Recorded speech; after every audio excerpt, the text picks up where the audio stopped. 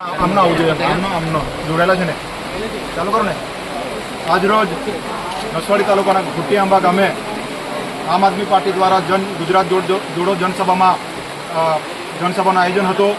આ આયોજનમાં અમારા રંજનભાઈ તડવી સાહેબ તમામ આમ આદમી પાર્ટીના કાર્યકર્તા અહીંયા હાજર હતા। સાથે સાથે કોંગ્રેસમાંથી 2 વખત તાલુકા પંચાયત અને ગ્રામ પંચાયત લડેલા એવા અમારા તોરોડ તાલુકા પંચાયતમાં લડેલા એવા દિનેશભાઈ ભેલ કોંગ્રેસમાંથી રાજીનામું આપીને આમ આદમી પાર્ટીની વિચારધારા સાથે જોડાયેલા છે। સાથે સાથે ભારતીય જનતા પાર્ટીમાં ખૂબ વર્ષો સુધી કામ કરેલું અને એકવાર તાલુકા પંચાયત અપક્ષ લડેલા અને ભારતીય જનતા પાર્ટીની અંદર નસવાડી તાલુકાની અંદર એસટી મહામંત્રી તરીકે ફરજ નિભાવેલા એવા અમારા ગણેશભાઈ રાઠવા એ તમામ કાર્યકર્તાઓ સાથે આમ આદમી પાર્ટીમાં જોડાયેલા છે અને એવું કહી રહેલા છે કે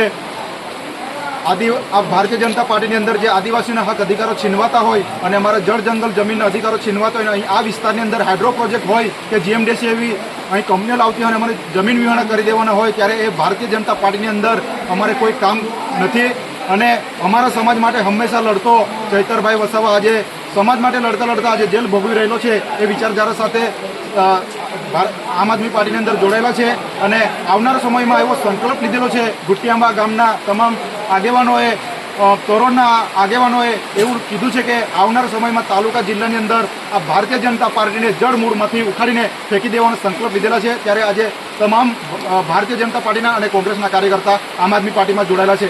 રસિકભાઈ ભેલ, છોટાઉદેપુર જિલ્લા યુવા મહામંત્રી, સંખેડા વિધાનસભા ઇન્ચાર્જ। આજે જીવી વાળાની બધાની લાઈફ બગાડી દો ફોન કરીને તો કેવા જાગૃત રહી ગયો।